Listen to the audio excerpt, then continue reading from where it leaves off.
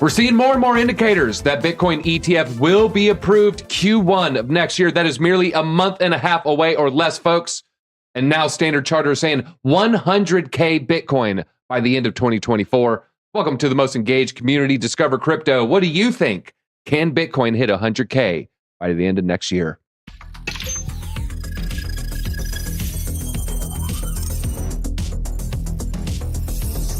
Capital flight is coming to the United States. The dollar is going to zero. And that's what makes Bitcoin so special. You have to have gone through a couple cycles to understand. Once the price is able to clear this level, the breakout is on its way. This is your indication to jump in now.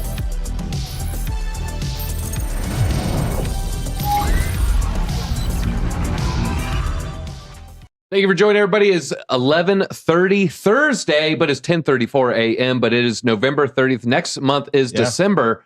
Tim, do you got all your, we got Tim with us today. Tim, how are you doing today? I'm doing great. I was great. I haven't got to sit in this seat yet. I got the third man down, but I am your Josh for today. I guess I'm looking at this camera. That's the other thing. You got to make sure you got the right camera in. But how are you guys doing? It is a fantastic Thursday, DZ. I'm excited. It's a big day for me, a big day for crypto. As in you're getting big lifts in? Did you set a new personal record? No, I don't think I will ever set another personal record. That's smart in the age. That is smart. All right, those who don't know, he looks like he just got done jogging with Rocky, and that's because he did, everybody. All right, well, let's get right into the news, everyone. First, Standard Chartered ETFs. They're saying it's more and more likely. We got Eric Balchunas. We have the Bloomberg Analyst. They're coming out 90% that ETFs for Bitcoin will be approved in January. Listen to what Bitcoin Archive said. Multiple spot ETFs will be approved Q1 2024, paving the way for institutional investment, says the $840 billion Standard Chartered Bank in a research note to investors, folks. So the ETF will drive a 165% gain for Bitcoin in 2024. A lot of people are saying, certainly going to hit 100K by the end of the next year. Now, Tim, you're more of a TA guy. Yeah. From a bullish narrative news source, it certainly makes sense for Bitcoin to hit 100K. But then at the end of the day, there's technical indicators, there's levels that we need to breach, there's important price resistance. Yeah. In your gut, what does your gut say? Is 100K possible by the end of next year? Yeah, I think the key word there, possible. Yeah, it's absolutely possible. As a chart guy, I also have a healthy respect for the fact that you can't just rely on the charts. Like, I know some people will be like, hey, the news is just noise, just watch the charts. No, they work in tandem. I think if you do nothing but look at the news and never look at a chart, that's noise too. So you're not a show me the chart and I'll tell you the news, because a lot of people just say, news is almost like a 0%, movement on. No, it's all about the charts, all about the charts. You're saying it is a mixture of both. I would agree with that personally. It is. And I will say Bitcoin is probably maturing because it's been around the longest of every crypto. It's getting closer to being something like a traditional stock where it's like, hey, I can probably look at the chart and tell you the news. But we got to remember, it's still young. It has not been around for 20 years. As many people that are investing in it and trading on it on a daily basis as there are, there's still a lot of room for manipulation to happen. And so it's like I could tell you 100% what the chart is saying based off traditional TA, and then one news story drops that changes the entire game. So you have to keep on a swivel, right? You have to always be aware of what the sentiment's saying, what the news is saying, and what the charts are. And hopefully you find a lineup of all three of them, they confirm, and you get a great buy or sell signal from them. Okay, keep it on a swivel. Yeah, take in all the information. Don't just be laser focused on one aspect. Like I only look at the 4 hour and the 24 minute, and if I get two, green dots, then I buy. That's the only thing I worry about. No, just kind of look at the news. And this kind of brings me to this point. Bitcoin price trajectory has been sensitive to related news, everybody. Earlier in November, the market gained rapidly over anticipation of possible approval coming from the regulators before the January window. The TA only people that will rebut with, well, the TA led to the news. I think it's a little bit of news moving the market there. Yeah. Here we have, at the same time, concerns linger over large volume investors selling off once the green light appears and what would constitute a buy the rumor, sell the news event, which would leave latecomers at a loss if we get approved in January with the Bitcoin ETF. And let's just assume we don't get any kind of serious pullback, maybe a 2K, maybe a 4K. Mm-hmm. Do you expect it to be dumping in the next 24 hours, 48 hours? Or would you say, do we got days or maybe even weeks of bullish action after an approval? Yeah, so that's where there's going to be some difference of opinions. My personal thought, and I know there's going to be a lot of people that disagree with this. Some people agree with this.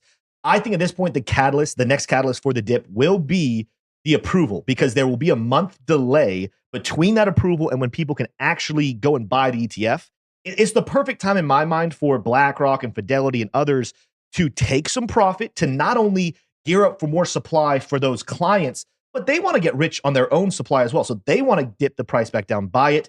And then a month later, let's say the price gets to 45,000. Let's just cut the difference between 40 and 50. I think they want to pull the price back to 30, 32. I think they want to bring it back there. They'll start building it back up. And by the time they offer their ETFs, we're back up in the mid, maybe higher 30,000s. That's a good level to offer and market because you can say, hey, look, we were just at 45. You're on discount. You can buy it now for $37,000. They can market that really well. And then the bull market takes off.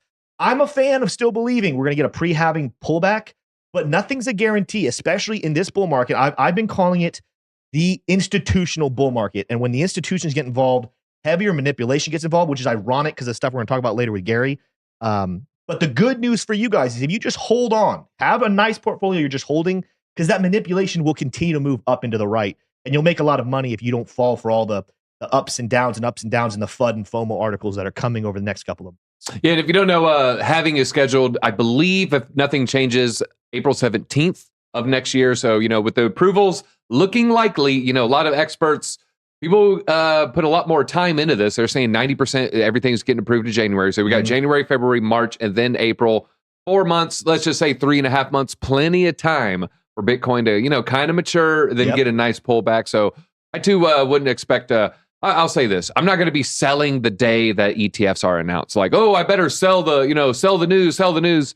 I'm not selling that news. I don't plan on really, maybe if there's some just crazy parabolic run, I'll maybe want to put Bitcoin into some alts, but I don't really have any plan to sell Bitcoin over the next 14 months, I would say. I made a video the other day, DZ. I told people one of the biggest mistakes you can make is mixing up your HODL and trading portfolio.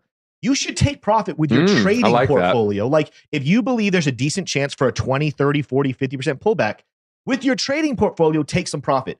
But I mean, everyone's different in this. For me, I always have a 90-10 split. 90% of my portfolio is long-term hold.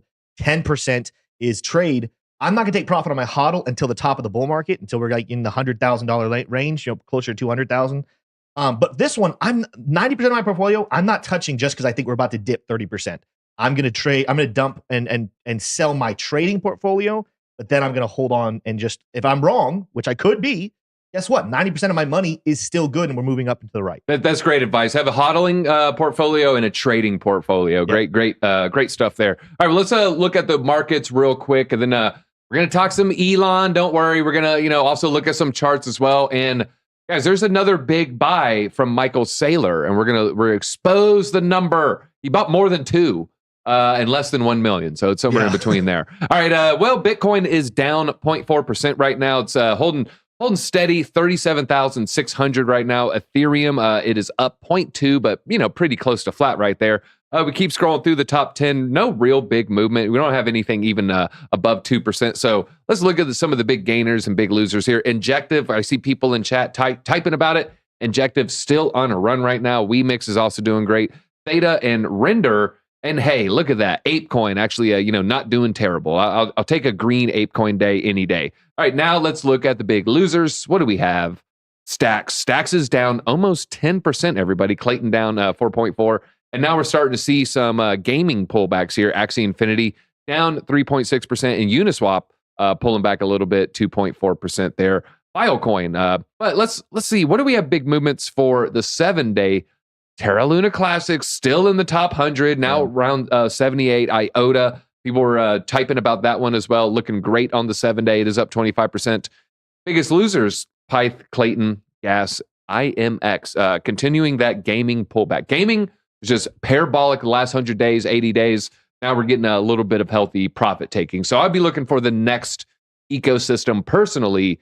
Maybe type in chat. What do you think the next ecosystem is? Because, we had an AI pop. We had a gaming pop. Is it going to be DeFi? We also had a DeSci pop, decentralized science pop. So it'll be interesting to see, is it going to be Avalanche ecosystem, Cardano ecosystem, L2s, L1s? Let's keep an eye out on that. But I think it's time. Are we going to You want to do Elon first, or you want to do charts, Tim? Because we're just leaving the price action here. Listen, let's give the charts a little bit longer. Let's talk about Elon. I'm excited to talk about Elon, and then we'll get into some chart stuff. Yeah, Elon, I'll have you play the video in a bit, but Elon Musk to advertisers trying to blackmail X with advertising dollars. Go F yourself. And he said it more than once, and he said it emphatically. He's making the headlines again, this time for expletive-laden outburst on live TV. This is the annual conference hosted by the New York Times. You guys remember the last time the New York Times had a big conference? Who they had on stage? No, who was it? It was Sam Bankman-Fried. Do you remember that? Oh my gosh, that was Sam Bankman-Fried. There was a little bit scene of a little bit of a fluff piece. I will say this: the reporter, I wasn't say he wasn't picking up what Elon was putting down. No, I'm not going to say he was like fluffing. It wasn't as bad as last year, but it definitely didn't seem like it was a conference where the questions were directed for the people. The questions didn't seem directed for the people. Yeah, no. When you watch the clip, it's going to be funny. You're going to watch this guy squirm. And I can just tell you right now, internally, he's just thinking, how the heck do I get out of this without making it awkward and just kicking this guy off the stage? And before we play real quick, just a little leadway, he also shouted out the Disney CEO, Bob Iger, who was reportedly in the audience saying, hi, Bob, since the company is one of the several large advertisers that have left X. Apple, also another big one. So Disney, Apple, some of the big companies leaving support or stop supporting the advertising there. I'm not going to try to, cancel. I'm not a big fan of cancel culture, but I will say some of these companies, it's like they don't like their customers. Yeah, no, I mean, I think you're seeing a wide movement this morning of people canceling their Disney Plus accounts. I didn't have one to begin with. This maybe is another straw there. I already am kind of in a boat of saying I'm really not a supporter of Disney. Sorry, Hudson. Hudson, of course, loves Disney. He's a Disney kid. He's one of our office employees here. But I have not been impressed. Hey, it's not even about the woke thing for me, because that's a big deal too. But let's say they weren't going woke. The movies just have not been good. The content Disney has put out is not good. Even from a hey, do I agree or disagree with their stances? It's not good entertainment that they're putting out anymore. So that's the reason why I wouldn't buy Disney Plus. But then you go into the go woke movement. Then you go into this. They're trying to blackmail Elon Musk, probably the biggest mover right now of helping fight for to kill censorship so people can actually speak and express their freedom. It's just not a good look for Disney, not a good look for these other companies. So here's what I'm going to do. I'm actually live selling my Disney stock. I just live sold my Disney stock, order received. So I'm probably going to redeploy in Robinhood, just to copy trade ARK Invest. So hey, if you want to, that's what I'm doing with the stocks. I got a little bit of stocks I've been playing with. Told you guys to deploy capital December of last year. Everybody who listened with me, I don't care what you bought. You're probably doing pretty good. So if I bought Coinbase, I bought Microsoft, Amazon, Google, some of the tech stocks, and Facebook, they're all doing pretty good. But let's play that video. Now, if you got any kids watching at home, go ahead, put the earmuffs on. There is a bad word or two, everybody. Yes. He says the F word, fart. So it's pretty bad. We're entering the non-family friendly part of the show, but here we go. All of the criticism, there was advertisers leaving. We talked to Bob Iger today. I hope they stop. You hope? Don't advertise. You don't want them to advertise? No. What do you mean? If somebody's going to try to blackmail me with advertising, blackmail me with money, go fuck yourself. I love the hands that come in here in a second. Go fuck yourself. Is that clear? I hope it is. Hey, Bob, if you're in the audience. Well, let me ask you then. Look at it, just right there at the clip ends. He's definitely feeling uncomfortable. You can see him kind of squirming in the seat. It was definitely you're not supposed to say these things. I thought we were going to keep it congenial. Oh no, a lot of nervousness, guys. What did you think of those comments? It's not like he said "F you, Bob." How would you feel if you're Bob Iger right now? I mean, I think his ears started to get a little warm there. Probably, maybe a little trickle of sweat there. A lot of AI energy. Okay. I would say Al energy. Yeah, when you first saw it, how animated he was, it looked like it could have been AI, but it's not. But again, it looks, is he directing traffic at an airport or something? But I love the hand gestures as he is. I listened to the longer clip. There's another 5-minute clip circulating around. I listened to it this morning. I think his big thing is, he said Earth will judge. He's like, I'm sitting here trying to promote free speech, and then you got people trying to stop free speech. Earth will judge. They will judge, and let the chips fall where they may. I think you said it a couple times. Let the chips fall where they may. All right, so that's our Elon thing. Guys, we do have a little bit of Bitcoin news as well. Michael Saylor, this is breaking, just bought 16,000 Bitcoin for $600 million, okay? $593 million technically, $36,000 price tag. They now have 174,000 Bitcoin. If there's anything we learned in 2021, Michael Saylor does not mind buying as the price goes up. Nope. I wouldn't be surprised if he has 200K by the end of next year. 200K at 100K Bitcoin. What are we looking at that point? It's a whole lot of money. I will say that. I'm not good at math on the spot, but I saw an article this morning. $2 trillion? They're looking to raise another $750 million to buy even more. So he's not done, and he's probably not going to be. He will buy the top. Like Michael Saylor is going to be one of those people. He will be exit liquidity, but he's not playing the 2-year game. He's not playing the 4-year game. This man is playing like the next 15, 20 years. To him, let's say we get to 200,000 DZ, he still sees it as a good buy because he's thinking about what will the price look like in 2030 and 2040 and 2050. And he's right. 200,000 will be a good buy in the grand scheme of things. Yeah. And if you listen to him, he's planning for the heat death of the universe 2 trillion years from now. He's like, yeah, definitely a very forward thinking individual. But speaking of Bitcoin, we got Tim with us today. I would really love to check out some charts. You know, a lot of people are just saying this pullback is imminent. I pulled up mine real quick on the daily. You know, correct me if I'm wrong. I almost feel like there's a little bit of a curvature. It's like we're losing a little bit of this momentum. I think you actually drew these 2 same trend lines, or maybe it was Kelly.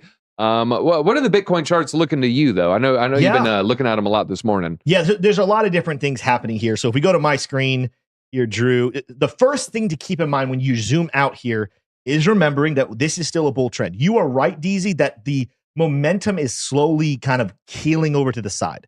So that's not necessarily the biggest sparker of joy, but it's still higher highs and higher lows. This whole time since back here in October on the 24th, we continuously set these higher lows. And even though it's getting less explosive, we're still setting higher highs. And then you kind of throw in here, this is where I'm saying the charts don't necessarily tell the whole story. You got to make sure you're paying attention to the news. We're at the highest ever open interest mark. We have some futures coming in here very soon that we're sitting very good spot to have some good liquidations of short spaces. And then, like this morning, when I come to the 5-minute chart, DZ, I know you love the 5-minute chart. That's not the most fun looking chart in the world. So you got to remember to zoom out and keep your eyes on the big picture. The big picture is we are still in a season of higher highs, higher lows.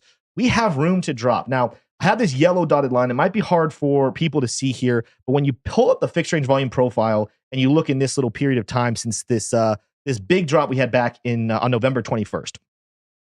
Come on, load for me here, screen. This is a nice little gap right here. And even though we're a little bit below it, you can see, and I've said this before, a lot of times you will see these gaps in the volume, these little dips. They're sometimes the strongest support. But even if we lose that, there's definitely some support below us down here at 37.4. I'm going to show you guys a liquidation chart here in just a second. We could even get all the way down here to the value area low towards 37,000.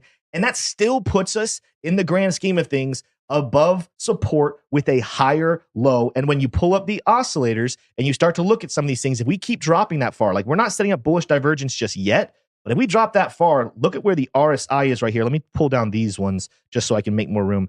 We would definitely be setting up, if we drop that far down, we'll set up some bullish divergence. We'll continue to the upside. I'm still in a boat of saying that we are bullish right now for a plethora of reasons.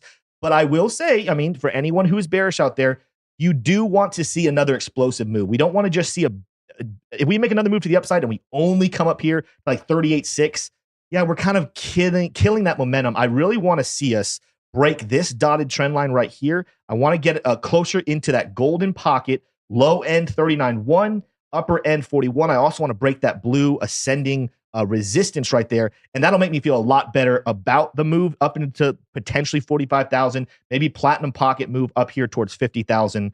That's what you want to see from that perspective. But it's one of those things like you don't get too aggressive at jumping bearish or bullish right now. At the end of the day, it's still moving in upward fashion. What else do we want to look at here? The other thing I'll say here, daily chart, this is another one I'm looking at. A breakout is coming. And if you're looking at Bollinger Bands, those of you who use Bollinger Bands, you will see that we are constricting here for the first time since all the way back when this explosive rally started back in October around the 15th, 18th area. So that was a constriction. We had a breakout. That's what I love to use Bollinger Bands for, is breakout predictions. And you will see it's not the tightest constriction we've ever seen, but we're definitely getting there. Let me get rid of this fixed range volume profile that kind of muddies up the screen. We're definitely constricting right here, but we're riding the top. Like you can see this orange line, that's the 20 daily SMA. We're for the most part using that as support, staying above it. This gives a little bit of an edge to the bulls when you're looking at this zone that is a breakout predictor and we're staying in the bullish side.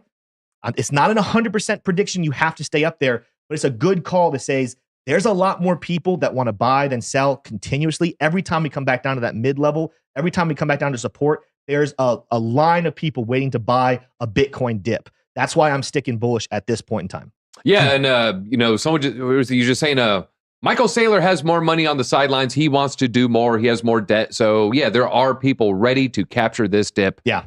Some are saying, is it BlackRock buying up the dip? Well, let's look at we have some BlackRock ETF Bitcoin news, folks, from yesterday. BlackRock officials met with SEC officials again today for Bitcoin spot ETF. Here are the meeting details. This is from Eric Balchunas, who's really just been crushing this Bitcoin ETF saga. BlackRock met again with the trading department yesterday and presented a revised in-kind model design for the ETF based on the SEC comments after the November 20 meeting.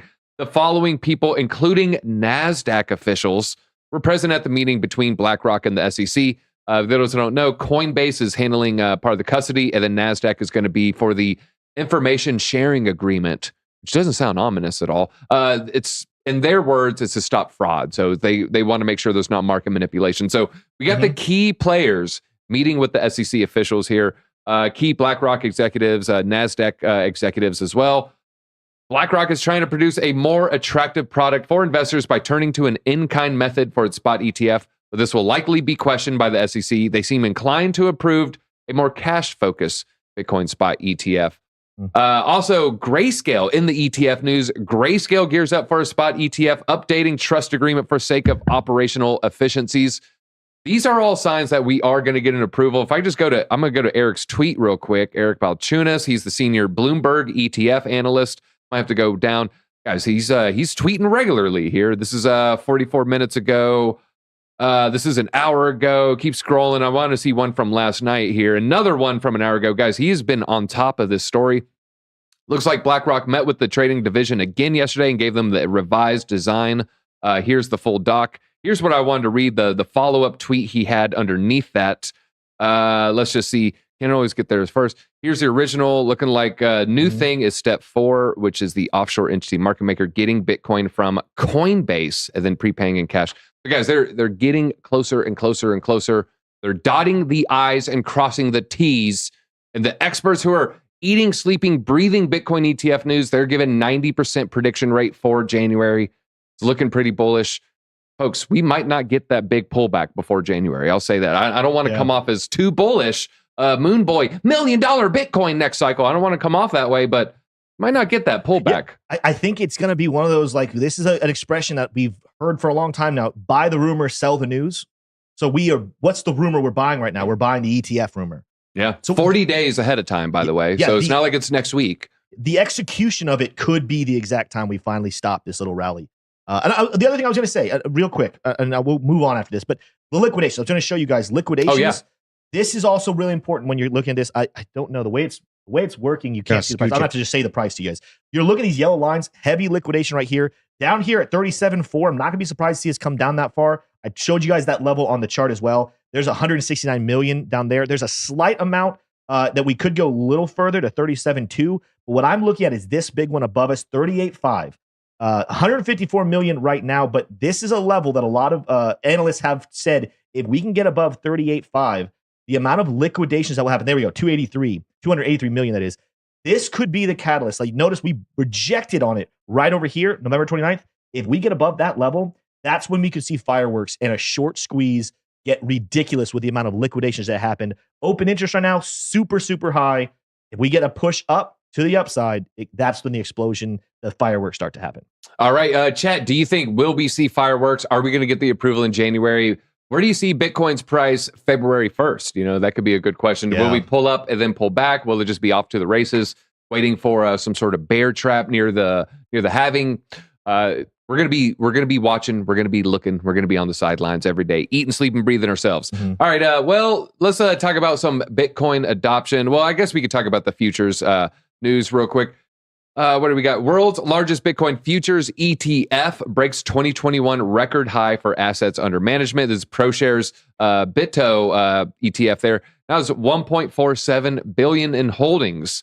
Is this just people gearing up for the January 11th or 10th ETF approvals? Yeah, that's more than likely. That's my guess as well. It's That's more than likely institutional money just continue to gear up for that. Yeah. All right, we got some housing crisis, but I do want to show a couple more Bitcoin. There's another like El Salvador style story happening. Suriname ponders national Bitcoin adoption 1% reserve strategy. Argentina, Guatemala, Mexico, Colombia, or Suriname, which country would be the next to introduce a national Bitcoin strategy? In a move that could position the small South American country at the forefront of the movement, they're contemplating the adoption of Bitcoin as a significant part of its national economic strategy. I did a little research, folks, just for y'all. Oh, wait, I lost it. I did the Google search on their GDP.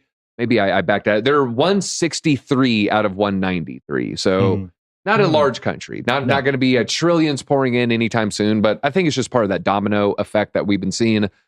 Smaller countries, then it'll be mid caps, then it'll be the large caps, then it'll be America one day. Potentially. That's the idea. Could be 100 depending years. on what happens next year, America could be sooner than we think. Yeah, for sure. Well, I mean, hopefully it's not that bad, right? Hopefully it's not that bad. I don't know. I posted a video on Twitter yesterday, DZ, about a woman that works in the government to help develop policy, calling what's his face, Dave Ramsey, telling her about her and her husband's $1 million debt, despite their $230,000 salaries. And it's like, it just reminds you, those are the people who are making financial decisions for us with our taxpayer money, and they're putting themselves in massive debt, and they don't see anything wrong with it. They don't understand what's wrong with spending way more money than you make. It's pretty. I think if we actually audited the U.S. government, which they won't allow it to happen, they keep failing, it would be atrocious what we would find. Living below your means offers you a freedom most can only fathom. Naval Ravikant. Yeah. All right, U.S. economy beats growth estimates to the upside, and then we're going to talk about housing right after this, everybody. U.S. economy grew 5.2% quarter over quarter, according to the U.S. Bureau of Economic Analysis. Core PCE rose 2.3% in September, beating estimates of 2.4%, while headline PCE also came in 0.1% lower than expected. Yeah. According to the Bureau here, the GDP estimate of around 4.9 was revised after considering revisions to non-residential fixed investment and state and local government spending. GDP increase is a symptom of strong private sector demand, according to Daco, a chief economist at EY News. So-called headline PCE rose 2.8% quarterly, underquoting an advanced estimate of 2.9%. This is the consumer price index. Just think price of everything minus energy and housing. Is that correct, Tim? Yep. Yeah. So think. I like to say your your eggs. This they're looking at the cost of your eggs and your steak and your clothing. The news is bullish for the stock market since it allays immediate fears of a U.S. recession. It's also good for the bond market since the U.S. Bond index has increased 4.3% in November and appears destined for its best monthly performance since 1985. Geez, almost 40 years ago.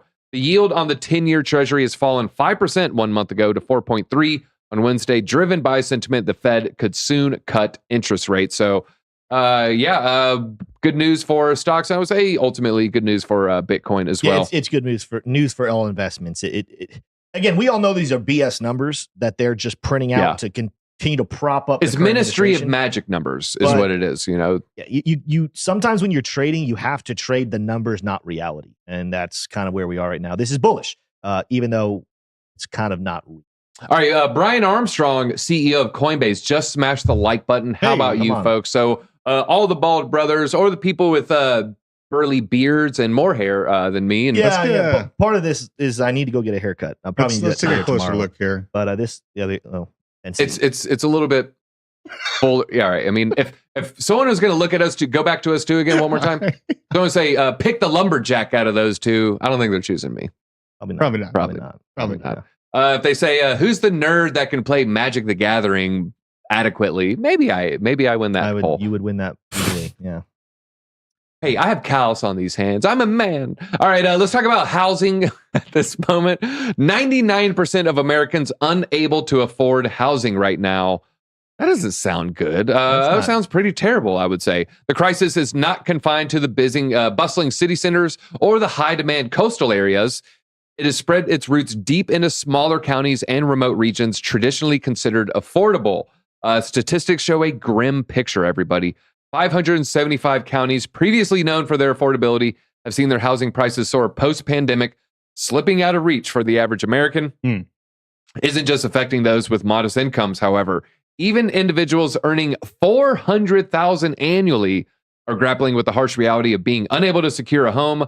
Situation is exacerbated by mortgage rates climbing over 7% in 2023, further discouraging potential homeowners. If you're making $400K, should be able to buy a house, maybe move. You would think. Maybe you move. would think. Yeah, get out of San Francisco, New York City. Like, I mean, I don't know. That's seems like you should be able to afford a mortgage. Mortgage is 40% of your income, right? Isn't that what you need to have? No, it should be like under 30. I mean, under 30. Should have been 30, like 20, 25. It's at that means $100K in mortgage payments a year if it's 25%. $100K in mortgage payments a year.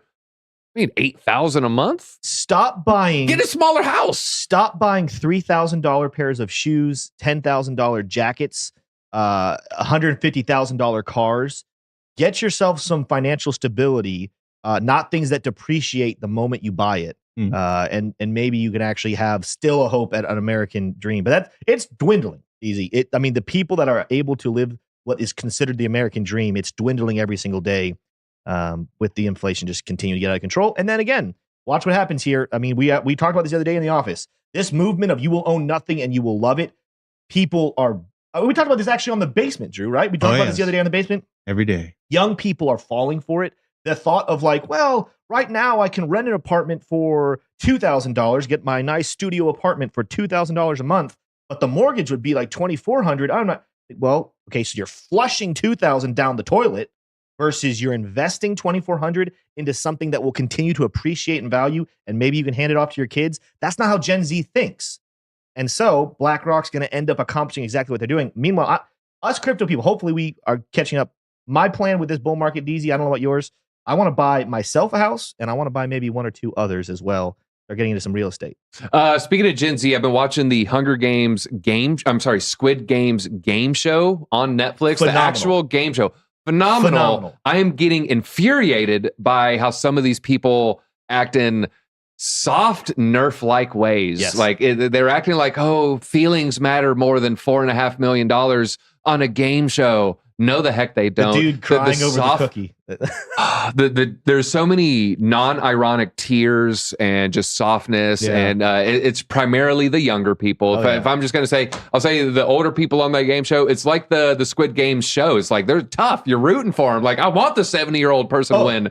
I can't stand the 22-year-old. Yeah, I am Team Rick all the way. The guy that has the birthday. The oldest guy there. He had a birthday on the show. Came up with a clutch win in the what's the game? Spoiler alert. Hey, let's not spoil. Let's not spoil. He's but still alive in what I've seen so far. And I'm Team Rick all the way. Yeah, Team Rick. Also Team Coral.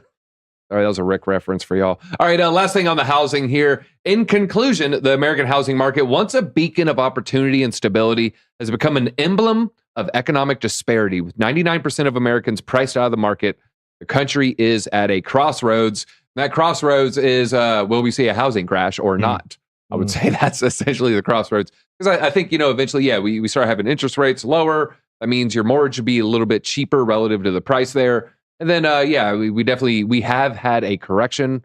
Most counties, the vast majority of counties, we've had a correction on housing, just been very slight. I think it'll continue. All right, U.S. banks, unrealized losses surged to record $684 billion in Q3. Just to sum it up, unrealized losses, these are primarily the treasuries that they bought at the beck and call of the U.S. government. Well, you better buy this if you want to, be compliant. They bought a whole bunch of treasuries, and those treasuries are in the negative. They put $100 into something, and they're looking at it, and it's worth $98. Well, that doesn't seem that bad, but when you're talking about trillions deployed, then you end up being down 684 billion. Might have to zoom in a little bit just so you can see that number. 684. We're zooming in even more. Yeah. $684 is not even billion. Yeah. No, so yeah, we're talking about a lot of money. Can they weather the storm until they can sell some of these low interest rates? Because if they hold it to 10 years, they're fine. It's at a negative value right now if it were to hit the market. Yeah. I got a punchline on this one.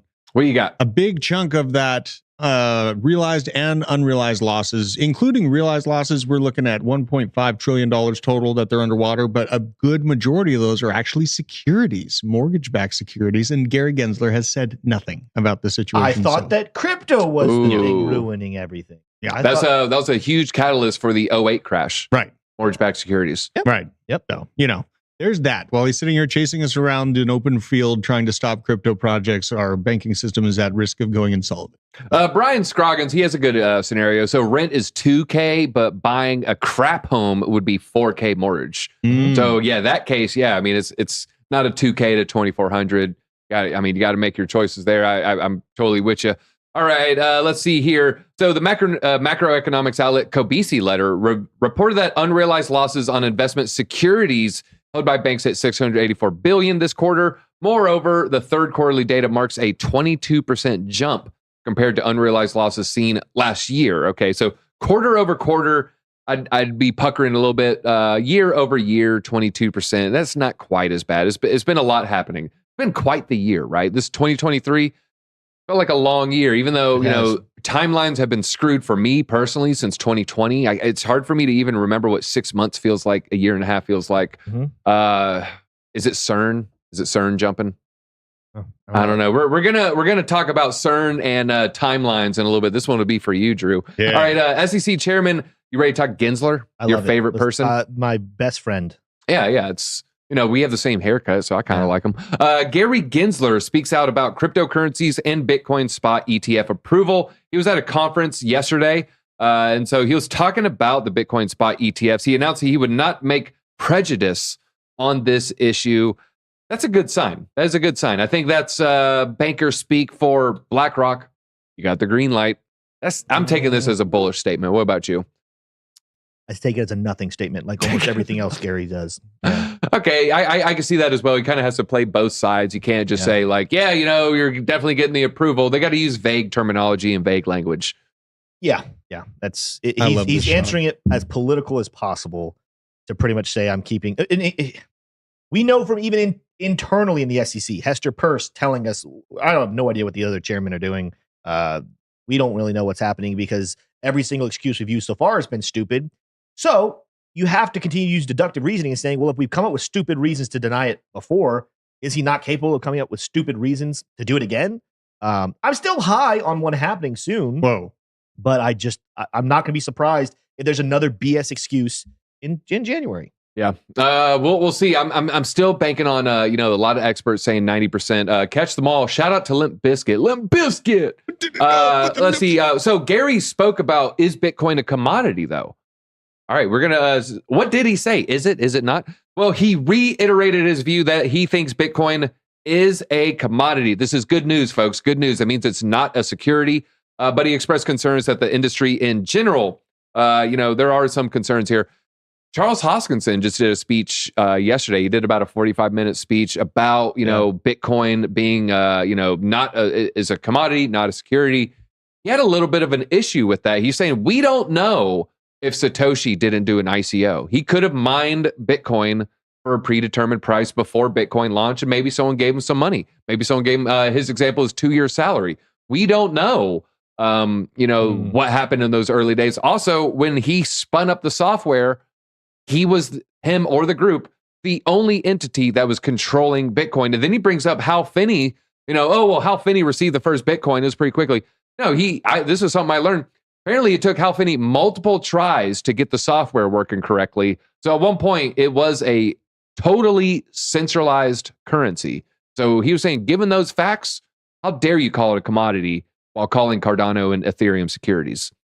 I thought it was pretty good Yeah, very, very fair, I would say. Again, I just go back to who cares what reality is. You have to go with what it looks on paper. And I'll tell you right now what the biggest problem with going after Bitcoin is. Let's say the SEC tries to crack down on Bitcoin. Well, they want to find someone. They don't really care unless they can make money off someone.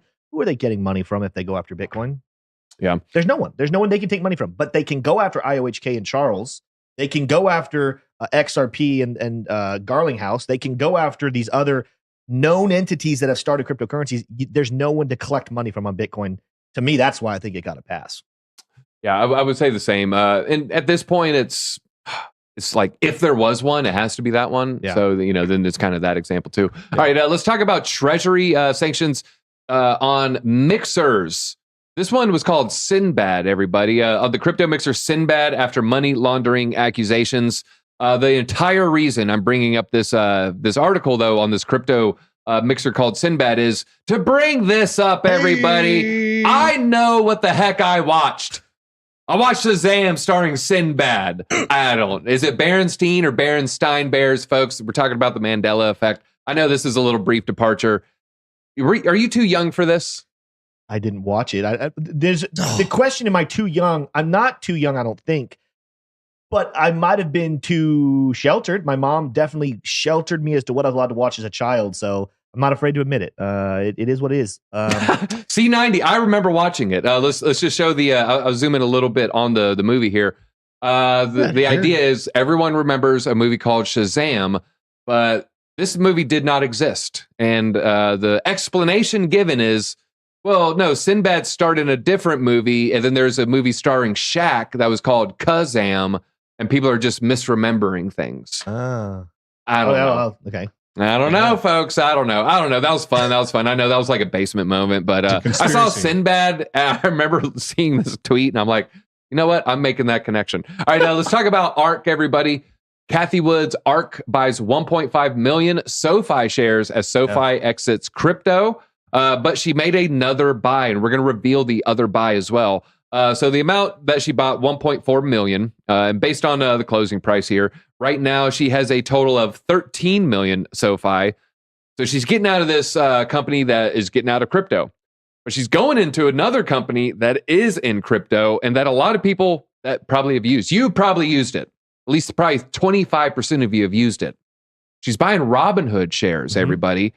I bought Robinhood shares this morning. I told you I took profit on my Coinbase. I think I bought 40-ish bucks, sold above 110. I just yellowed into copy trade ARK Invest, and I'm going to copy trade her Robinhood investment. So that's what I'm doing. Make your own decisions, do your own research. Not financial advice, but I'm going to be riding with Vlad. And riding with Vlad, man. Vlad's the CEO that looks like a vampire. Yeah. I mean, I think Robinhood could do very well in this institutional market where they have that, like they already have millions of customers who use their exchange to buy stocks. So it's a nice transition. They just market, hey, we have crypto as well. We have Bitcoin. Everyone's talking about it. We have Ethereum, whatever they're allowed to get away with without it being accused of being a security. And I think there's a lot of people who will use Robinhood. That's maybe what Cathie Wood is looking at. Making this. Yeah, no, here's I pulled up a picture of Vlad. Vlad got a lot of heat from, was it the GameStop debacle where he was given, what was that entity called? Do you guys remember, Drew, Tim? It was, but I do remember that. That was... It's like, not Arkham, not Goth. It was like a very generic, emblem, or it was Guardian, or something like that. It was the clearinghouse in the background that was like micro trading in the milliseconds. That was front running Citadel, maybe. So someone in the chat will let us know. I remember them shutting down, obviously, all the profits on the stocks that were happening. Yeah. That was the thing that made them get such bad publicity. Yeah, that like little half second of the little logo spins and it's like, oh, congrats, your order went through. They're dumping on. They're like micro buying and selling on you as that happens. Yeah. If you didn't know. All right, let's talk about ETH staking, everybody. Speaking of vampires, ETH staking pool witnesses dramatic shift as validators exit in droves, according to Glassnode. The increase in the number of validators exiting the pool, issuance has seen a slowdown in its growth rate, has been resulted in the first reduction in the staking pool balance since the Shanghai upgrade. I don't think they count L2. I think when you migrate off L1 and then redeploy on L2, I don't think they count this. So I wonder if a lot of this is that most recent L2 that launched that got about 500 million in total value locked in under a week without a product. Remember what I'm talking about? No. What's that coin? Base? Not base. No. It starts with an S. It's like Shake or. Maybe that's kind of explaining, why we're seeing a little bit of an exodus. Also reserved a gradual increase in exiting events since early October, ultimately reaching an average of 1,018 validators per day. This aligned with the recent uptrend in spot prices across the crypto markets. The majority of exiting validators have voluntarily withdrawn over the past 8 weeks, meaning the stakers independently decided to exit the staking pool instead of slashing, which is a penalty applied to validators who violate protocol rules. Let's see here. IOZ, Robinhood, Citadel. It was Citadel. Sounds like Guardian or something like that. So, okay, Citadel. Thank you, Crypto Crank. Can any proof of work earn staking rewards? That's a Nick DeMondi question.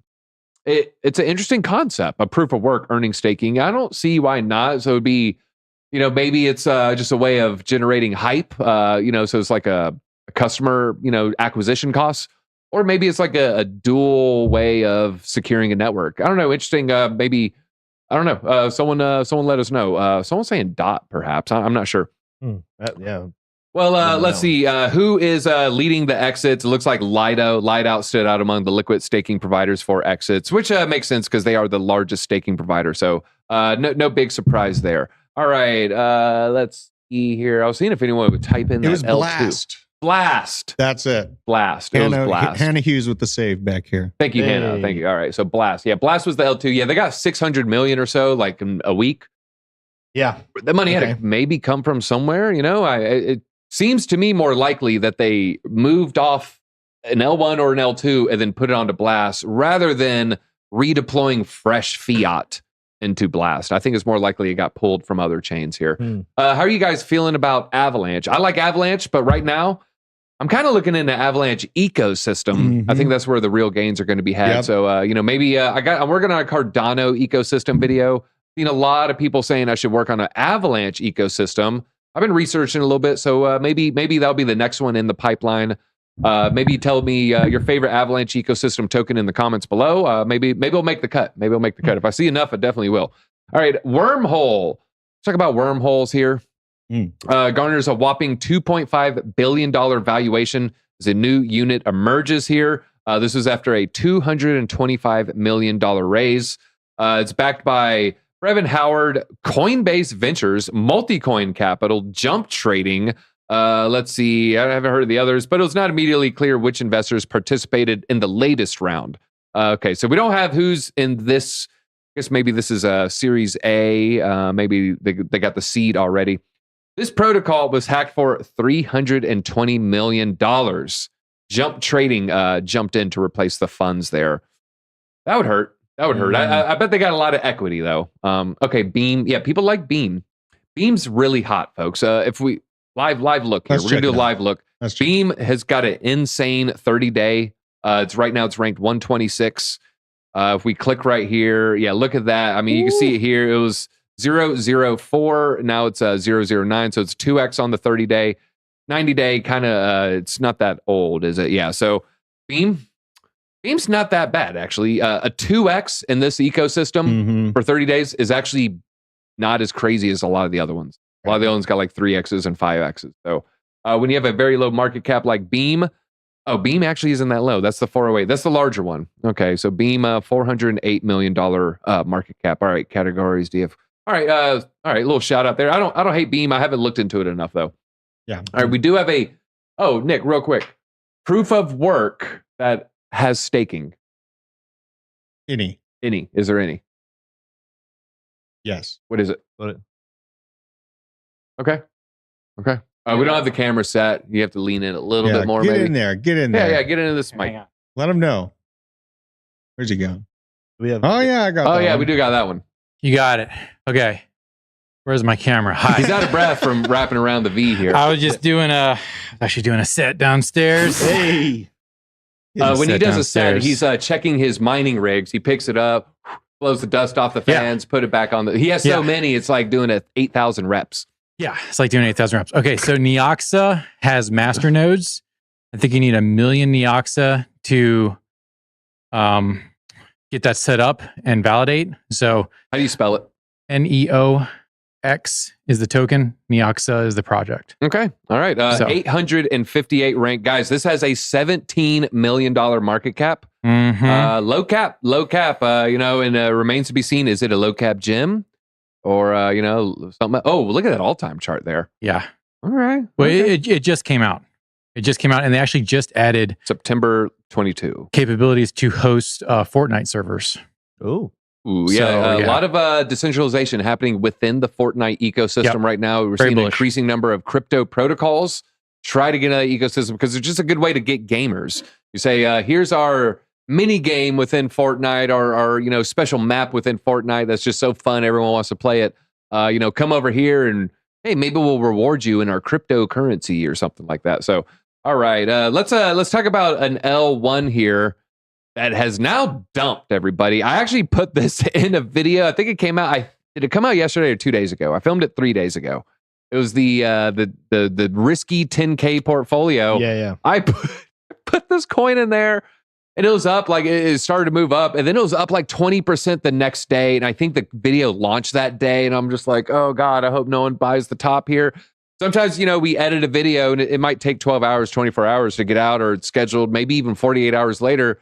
This is crypto. Sometimes things move a lot in those 48 hours. So I did say get in before the pump. I just want to make that clear, everybody. Well, it jumped 30% in a day, hits a new all-time high as the Asian volume troop in. They're just coming on in, everybody. So it's SAY, not SWI, okay? It gets confused with SUI. They're both L1s. They're both similar market caps. They both have similar tokenomics as well. Let's actually just pull up the price chart this does here. not look horrible. Let's pull it up. No, it's not bad. It's not Oh, bad. you gonna do a little TA? Do we got some TA? So these are projects that are hard to do a lot of TA. You got to lean pretty heavily on Fibonacci. I like that. And so I was actually talking about this the other day.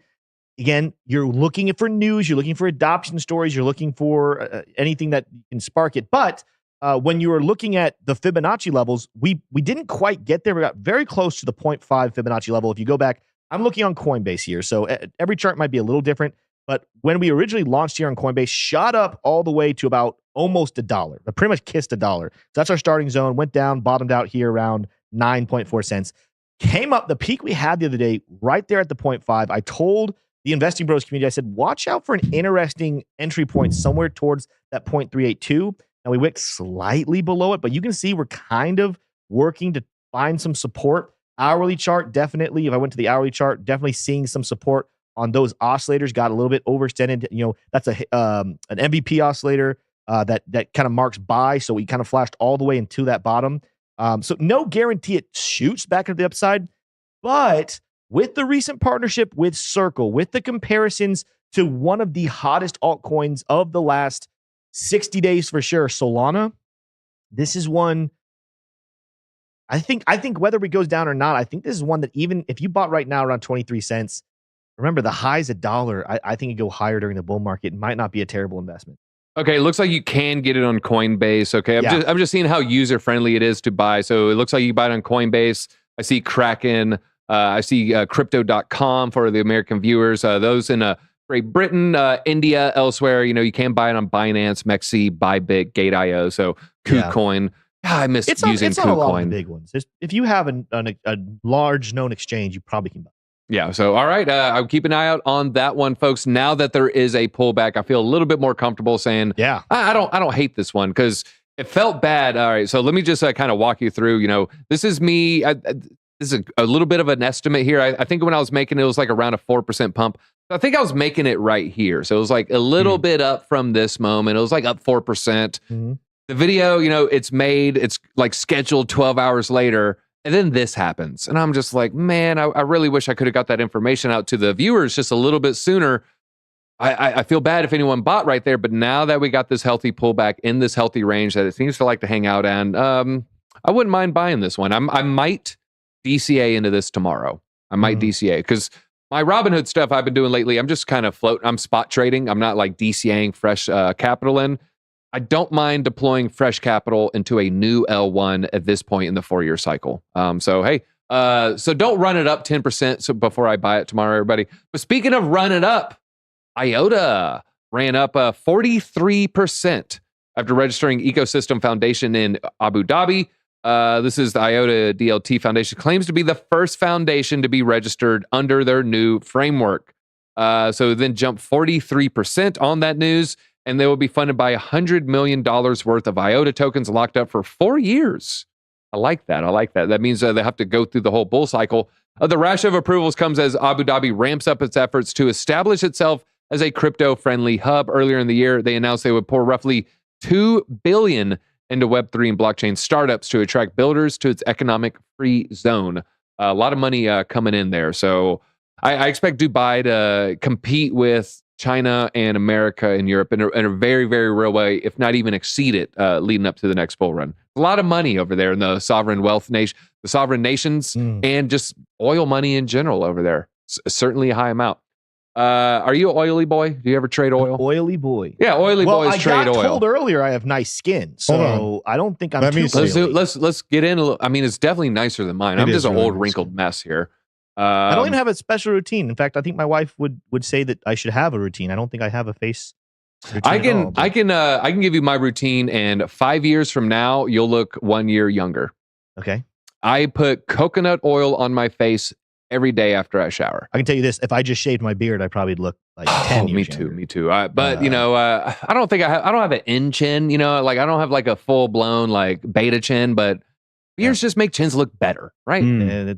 Yeah. Unless you got the butt chin, like you got like a really strong, like Sergeant Slaughter chin. Don't hide that, baby. Don't hide that beauty. The Biden butt cheeks chin. The butt cheek chin, where you blow your nose and wipe your ass at the same time. To steal a joke from me, myself, and everything. The politicians, they don't ever grow beards. That's why we can't trust them.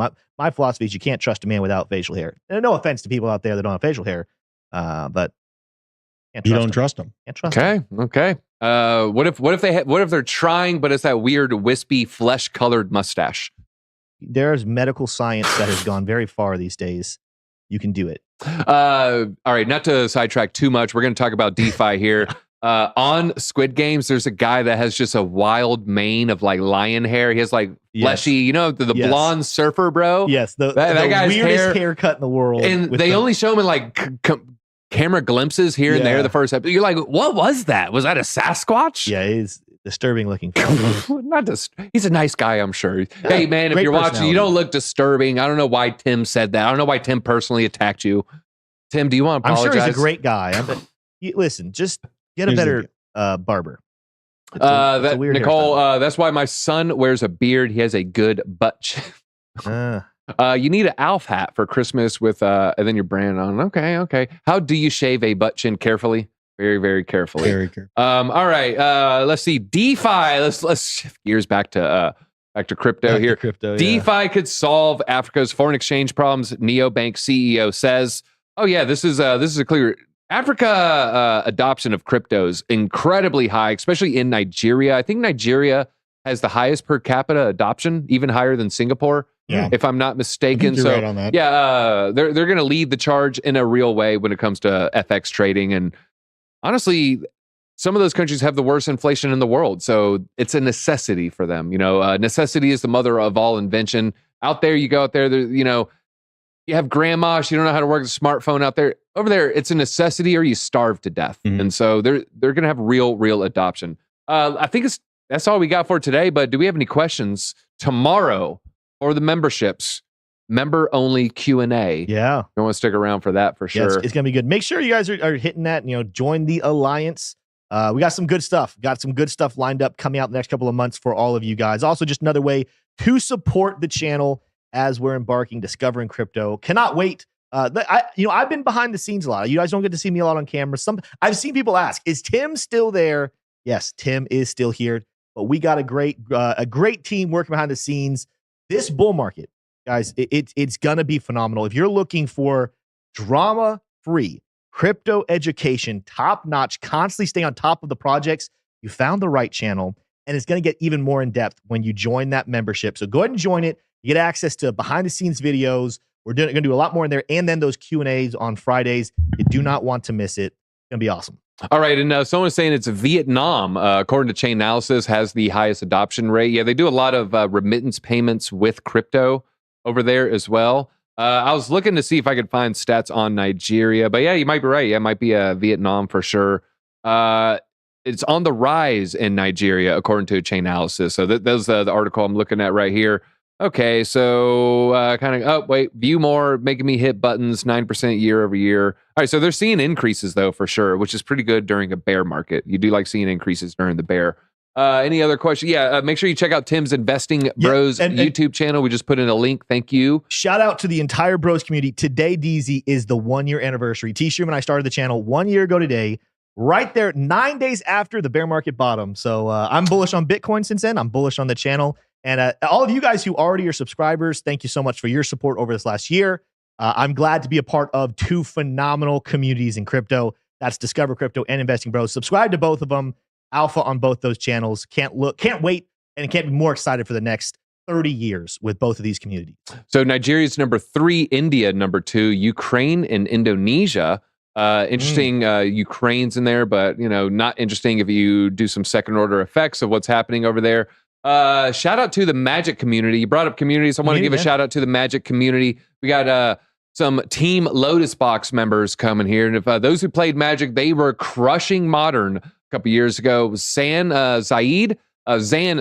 He got 2019 SEG Player of the Year or 22 Player of the Year. He's going to be here. Jeremy Bertioni, I think I'm saying that correctly. He's going to be here. Multiple SEG tournament wins. He invented a card game that you play with traditional cards. Yeah. And it's you try to make either 4 suits in a row or 4 cards with a unique suit.